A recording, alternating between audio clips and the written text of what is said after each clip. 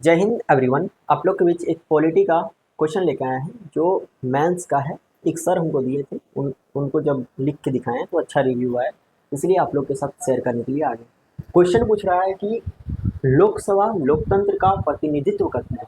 लोकसभा लोकतंत्र का क्या करती है? प्रतिनिधित्व करती है। इसलिए कार्यपालिका यानी एग्जीक्यूटिव को नियंत्रित करती है। अभी क्वेश्चन बस सुनिए, समझाते हैं इसके बाद। इसी संदर्भ में आप अपनी भाषा में समझाइए कि लोकसभा किन किन उपकरणों के माध्यम से कार्यपालिका को नियंत्रित करती है। उत्तर लगभग 200 वर्ड में लिखना है। अब देखिए यहाँ पे आप लोग को क्या समझ में आया? तो कुछ नहीं, चलिए हम समझाते हैं क्वेश्चन को। क्वेश्चन यहाँ देखिए, लोकसभा लोकसभा क्या होता है इसके बारे में देखेंगे, फिर देखेंगे लोकतंत्र क्या होता है, और फिर देखेंगे प्रतिनिधित्व का मतलब क्या होता है। तो क्वेश्चन का सीधा अर्थ बोल रहा है कि लोकसभा जो है लोकतंत्र का प्रतिनिधित्व करती है। प्रतिनिधित्व का मतलब होता है किसी के पक्ष में बोलना, किसी के सपोर्ट में बोलना। आपको अगर कोई भेजा है कहीं पे तो उसके सपोर्ट में कुछ बातें रखना, तो उसको क्या बोलते हैं भाई? प्रतिनिधित्व बोलते हैं। प्रतिनिधि कर रहा है। समझ में आ गया। अब देखते हैं लोकसभा क्या होता है। तो लोकसभा क्या है भाई? तो लोकसभा क्या होता है यहाँ पे देखिए। लोकसभा हमारे देश भारत की सांसद यानी पार्लियामेंट का एक हिस्सा है। लोकसभा क्या है? तो हमारे देश भारत की सांसद का एक हिस्सा है, यानी पार्लियामेंट का एक हिस्सा है। संसद पढ़े होंगे आप, संसद भवन पढ़े होंगे। तो संसद में होता है दो चीजें, एक साइड होता है आपका लोकसभा, एक साइड होता है राज्यसभा।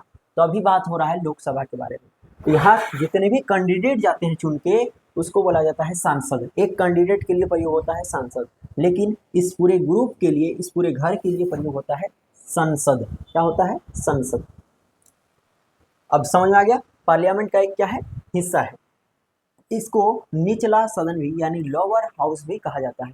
लोअर हाउस किसको कहा जाता है? तो लोकसभा को कहा जाता है। अब लोअर हाउस क्या होता है अभी हम लोग उसको नहीं पढ़ रहे हैं, हम लोग अभी जान रहे हैं बस कि लोकसभा क्या होती है। अब चलिए और एक भाषा में देखते हैं कि लोकसभा का अर्थ क्या होता है। लोकसभा वह जगह है जहां से जनता द्वारा चुने गए नेता यानी सांसद, अभी बोले एक नेता के लिए प्रयोग होता है सांसद का यानी मेंबर ऑफ पार्लियामेंट। तो लोकसभा वह जगह है जहां से जनता द्वारा चुने गए नेता बैठते हैं। कुल मिलाकर कितने सांसद बैठते हैं भाई? तो कुल मिलाकर 545 सांसद बैठते हैं, और उसी को सांसद को ही सदस्य बोला जाता है। जो पार्टी सबसे ज्यादा मेंबर ऑफ पार्लियामेंट लाती है यानी सीटें लाती है, उसी का क्या होता है? तो नेता का सरकार बनता है, और उसी में से एक को प्रधानमंत्री नियुक्त कर दिया जाता है। यहाँ तक समझ में आ गया। अब देखो, अब पार्टी का मतलब क्या है? तो एक पार्टी थोड़ी जाता है पार्लियामेंट में, बहुत सारा पार्टी है। जैसे हो गया आपका बीजेपी, कांग्रेस हो गया, फिर आपका हो गया जेएमएम, आरजेडी, जेएमएम, आरजेडी, बहुत सारी पार्टी है, बहुत सारा पार्टी है, लगभग 2000-2500 पार्टी है। अब सब पार्टी से क्या होता है ना, सब पार्टी के कैंडिडेट चुनाव लड़ते हैं। अब चुनाव लड़के जो जाते हैं संसद भवन में, और जिसकी सीट की संख्या ज़्यादा रहती है उसी को वही क्या बनाता है? तो सरकार बनाता है। उसी के सदस्य के लोग को प्रधानमंत्री नियुक्त कर दिया जाता है। यहाँ तक समझ में आ गया। लोकसभा क्या है? अब देखते हैं लोकतंत्र क्या होता है। तो लोकतंत्र क्या होता है? देखो, लोक का मतलब लोग, और तंत्र का मतलब होता है शासन। लोक का मतलब क्या होता है? लोक का मतलब होता है लोग यानी जनमन, यानी हम लोग हो गए, आप लोग हो गए, कि पड़ोसी वाले हो गए, वो क्या हो गए? एक लोग हो गए। और तंत्र का मतलब होता है शासन, यानी नियम कानून जो बनाता है। तो जनता का शासन, इसका मतलब डायरेक्ट मतलब निकाला जाए तो जनता का शासन। लोकतंत्र का मतलब क्या हो गया? जनता का शासन, यानी ऐसा शासन, ऐसा गवर्नमेंट जिसमें सारी ताकत किसके पास होती है? तो जनता के पास होती है। सारी ताकत किसके पास होती है? तो जनता के पास होती है। उसको हम लोग लोकतंत्र कहेंगे। अब आसान भाषा में देखते हैं। लोकतंत्र लोकतंत्र में जनता ही सरकार को क्या करती है? चुनती है। बोल सकते हैं कि लोकतंत्र में क्या होता है? जनता द्वारा ही सरकार को चुना जाता है। जनता अपने वोट से यह तय करती है कि कौन नेता बनेगा और कौन देश चलाएगा। हम आप लोग के क्षेत्र में बहुत सारे सांसद खड़े होंगे, वहाँ से कोई सांसद गया होगा संसद भवन में। अगर सरकार अच्छा काम नहीं करती है तो जनता क्या करती है, तो अगले चुनाव में जब 5 साल के बाद एक बार फिर से चुनाव आएगा तो उस सरकार को गिरा सकती है, उस सांसद को हरा सकती है। अब देखते हैं प्रतिनिधित्व क्या होता है। प्रतिनिधित्व का मतलब क्या होता है, इसको पहले ही थोड़ा सा बता चुके हैं, फिर बताते हैं। किसी की तरफ से बोलना क्या कहलाता है, तो प्रतिनिधित्व कहलाता है। और क्या करना है, तो किसी के तरफ से काम करना या फिर किसी के तरफ से फैसला सुनाना, फैसला लेना क्या कहलाता है ना, प्रतिनिधित्व कहलाता है। इसको आसान तरीके से देखते हैं। जब कोई व्यक्ति या फिर समूह आपकी बात, आपकी समस्या और आपके हक की बातें करता है, किसी बड़ी जगह पर उठाता है आपकी बातों को, तो वह जो होता है वह उसको कहा जाता है प्रतिनिधि। क्या कहा जाता है, रिप्रेजेंटेटिव। क्या कहा जाता है भाई, प्रतिनिधि यानी रिप्रेजेंटेटिव। और वह काम जब करने लगता है तो उसी काम को कहा जाता है प्रतिनिधित्व। वह काम जब हो जाता है तो उसको बोला जाएगा क्या, प्रतिनिधित्व। लोकसभा देश की जनता द्वारा चुनी जाती है। अब देखो क्वेश्चन का मतलब हम लोग समझ गए। क्वेश्चन का मतलब क्या है भाई, लोकसभा के बारे में देख ली ना, तो वही बोल रहा है लोकसभा लोकतंत्र का प्रतिनिधित्व करती है। लोकतंत्र हो गया कि जनता द्वारा चुना गया जो शासन होता है उसको बोला जाता है लोकतंत्र। लोकसभा देश की जनता द्वारा चुनी जाती है। लोकसभा भी बताएं कि किसके द्वारा चुनी जाती है, तो देश के आम लोगों के द्वारा चुनी जाती है। इसलिए यह जनता के प्रति क्या है, जवाबदेही है। जिसको हम चुनते हैं वही हमको ढूंढते हैं, नेता हो या बीवी दोनों कहाँ ही सुनते हैं, भले नहीं सुनते हैं लेकिन सुनना चाहिए। चलो, इसलिए जनता के प्रति क्या होते हैं ना, लोग जवाबदेही होते हैं, यानी जो जनता पूछेगी उसको जवाब देना होता है। कार्यपालिका, कार्यपालिका क्या होता है भाई, तो कार्यपालिका का सीधा मतलब होता है जो कार्य करता है। जो कार्य क्या करता है, करता है। कार्यपालिका में बैठेगा कौन, जिस पार्टी के नेता वहाँ पे जीत के गए हैं। यानी सीधा सीधी बोले तो मंत्री, प्रधानमंत्री और वहाँ के मंत्रीगण, इसको क्या कहा जाएगा, कार्यपालिका कहा जाएगा। देश चलाने का कार्य करते हैं, और इन लोग ही क्या करते हैं, देश चलाते हैं, लेकिन उनका निर्णय लोकसभा के पास होती है। अब से पूछा क्या गया है, पूछा गया है कि लोकसभा क्या है, तो लोकसभा एक क्या है, तो एक भवन है। और राज्यसभा क्या है, एक भवन है। या फिर बोलो कि संसद एक भवन है जिसमें 2 कमरा है, एक तरफ लोकसभा एक तरफ राज्यसभा। तो लोकसभा का भी बात हो रहा है, इसमें लोकसभा में कितने मेंबर जाएंगे, तो 545 मेंबर जाएंगे। तो वही पूछा गया है आपसे कि लोकसभा किन किन तरीकों से सरकार पर क्या करती है, तो नजर रखती है। भाई 555 यहाँ पे गया है लोकसभा में। लोकसभा में टोटल सीटों की संख्या, कैंडिडेट की संख्या कितनी है, तो 545 है। 500 के क्या है, 45 है। अब सारे मंत्री थोड़ी बनेंगे और सारे प्रधानमंत्री थोड़ी बनेंगे, किसी एक को प्रधानमंत्री नियुक्त किया जाएगा और हो सके तो 20 से 25 को मंत्रीगण नियुक्त किया जाएगा। बाकी क्या करेंगे, वहाँ पे बैठे रहेंगे। उन लोग क्या करेंगे, बाकी मेंबर सब। तो एग्जीक्यूटिव यानी सरकार, इसी को बोला जाता है जो मंत्री और जो प्रधानमंत्री होता है उसी को बोला जाता है क्या, तो उसी को बोला जाता है कार्यपालिका। तो कार्यपालिका यानी कार्य इन लोग ही करते हैं, कार्यपालिका बोला जाता है। इन लोग ही क्या करते हैं ना, कार्य को करते हैं। इन लोग पारित करके देता है, जितने भी सांसद होते हैं सब अपने अपने मुद्दों पर बताते हैं। उसके बाद डिसीजन लेने का काम होता है इन लोग का ही, मंत्रीगण इन लोग का ही।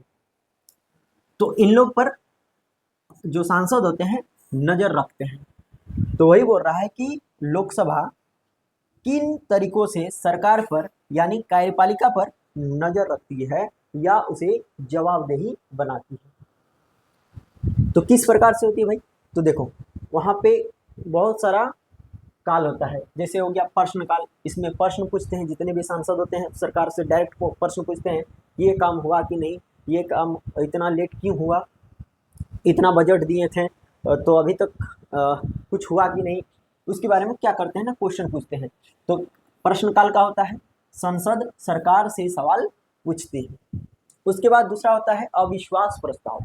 अगर यदि सरकार पर आपको भरोसा नहीं है, आपको लग रहा है कि सरकार की जितने भी कैंडिडेट हैं, सरकार बनाने के लिए टोटल कितना जरूरत होता है, तो 273 का जरूरत होता है ना। अब आपको लग रहा है कि 273 से इन लोग कम है, तो आप क्या कर सकते हैं ना, लोकसभा सरकार को गिरा सकते हैं। उसके बाद तीसरा आता है वित्तीय नियंत्रण, यानी बजट और खर्च की स्वीकृति लोकसभा से लेनी होती है। बजट पर जब बहस होता है तो लोकसभा ही पारित करता है कि कितना बजट है। चलो आगे देखते हैं बहस और चर्चा। नीतियों पर खुलकर बहस होती है, जितनी भी नीति बनाई जाती है सब पर खुलकर बहस होती है। और लास्ट में है आपका संसदीय समितियां।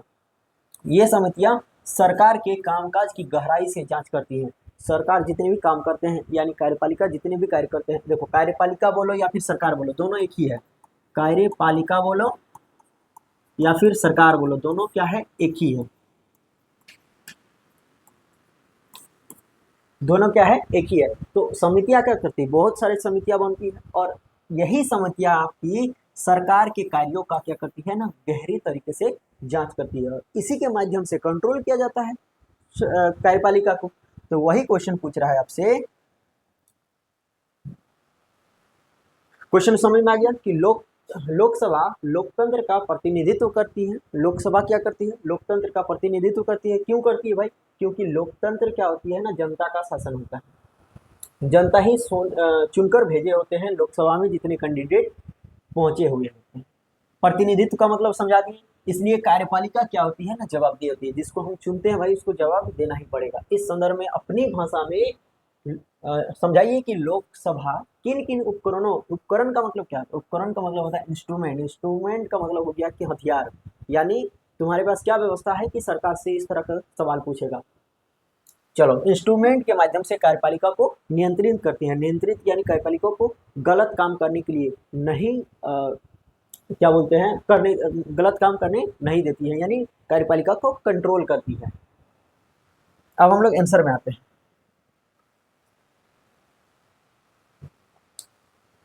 क्वेश्चन समझ में आ गया होगा। अब डायरेक्ट आंसर लेते हैं। लो पहले लिख देना है इंट्रो। ये क्या हो गया आपका इंट्रो, 2-3 लाइन का इंट्रो लिख देना है। इंट्रो, लोकसभा भारत की संसद का निचला सदन है। तो देखो लोकसभा के बारे में डिफिनेशन बता दिए थोड़ा सा कि लोकसभा क्या है। तो लोकसभा भारत की संसद का निचला सदन है, जिसे जनता सीधे वोट देकर चुनती है। इसलिए यह लोकतंत्र का सच्चा प्रतिनिधित्व करती है, या फिर सच्चा हटा सकते हैं, सच्चा कोई दिक्कत नहीं है। इसलिए लोकतंत्र का प्रतिनिधित्व करती है। लोकतंत्र का क्या करती है, तो यह प्रतिनिधित्व करती है, यानी लोगों का सपोर्ट करती है। हमारे संविधान के अनुच्छेद 75 का 3 बताता है, या फिर 75 के 3 के अनुसार कार्यपालिका यानी सरकार, अभी बताएं कि कार्यपालिका का मतलब ये होता है सरकार।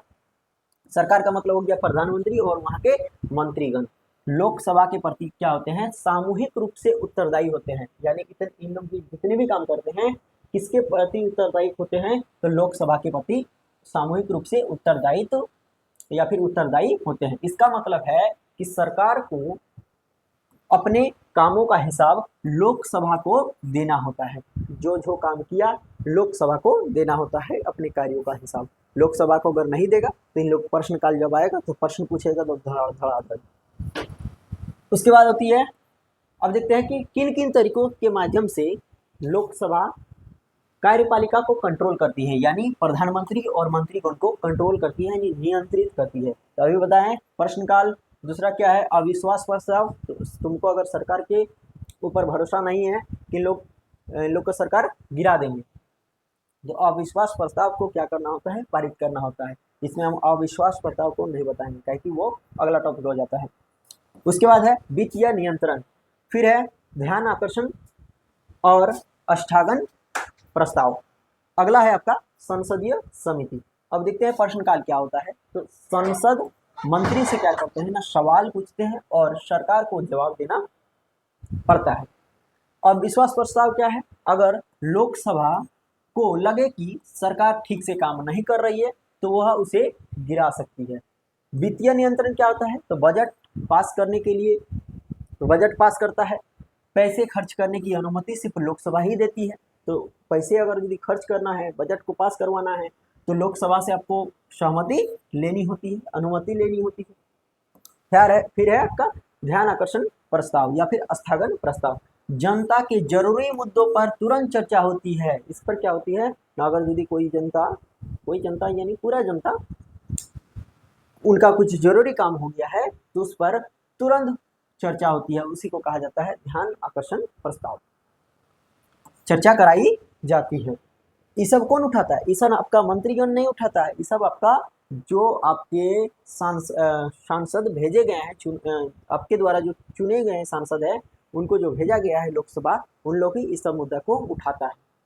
फिर है संसदीय समितियां, जैसे हो गया पीएसी, फिर है एस्टीमेट कमेटी, जो सरकार के पास काम की गहराई से जांच करती है कि सरकार सही में काम कर रही है सही से या फिर नहीं कर रही है। अब हम लोग निष्कर्ष में क्या पहुंच गए कि इन उपकरणों के माध्यम से लोकसभा यह सुनिश्चित करती है या फिर सुनिश्चित करती है कि सरकार जनता के प्रति जवाबदेही बनी रहे और संविधान के अनुसार काम करे, संविधान का कोई भी उल्लंघन ना करे और कोई भी करप्शन का चाल ना लगे या फिर कोई भी करप्शन ना कर पाए। समझ में आ गया? भले ये सब नहीं करता है लेकिन ऐसा होना चाहिए। चलिए मिलते हैं नेक्स्ट वीडियो में, तब तक के लिए जय हिंद।